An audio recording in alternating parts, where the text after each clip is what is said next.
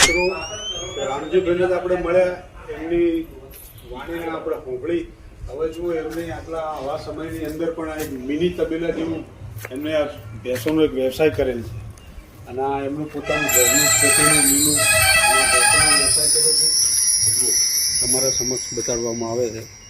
અને એમને એક નાનો એક મિની તબેલો પણ ઊભો કરેલો છે અને સારા મહેનત કરે છે. સાથે સાથે ફળફળાદી પણ વાવે છે. જુઓ આમ મિત્રો એક પપૈયાનું ઝાડ છે અને અત્યારે ફાલ આવેલો છે, પપૈયા બેઠી ગયેલા છે. બરાબર.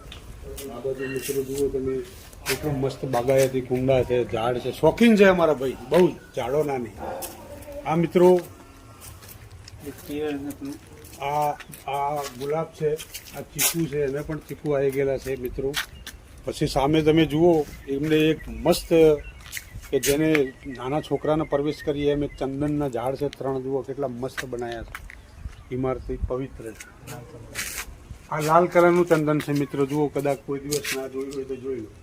આને લાલ કલરનું ચંદન કહેવાય. આ લાલ કલરનું ચંદન છે. આ કેળની પણ એમને શોખીન છે તો કેળ પણ વાયેલી છે, શેરડી પણ વાયેલી છે. આ રક્તચંદન આને કહેવાય. જુઓ કોઈ દિવસ ના જોયું હોય મિત્રો તો જોઈ લેજો. આ ચીકુડી છે, એને પણ ચીકુ આવી ગયેલા છે.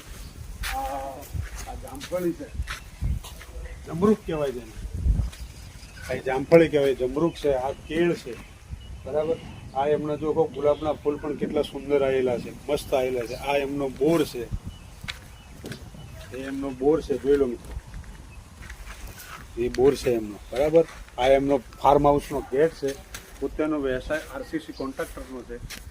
બરાબર. આ એમનું મકાન છે.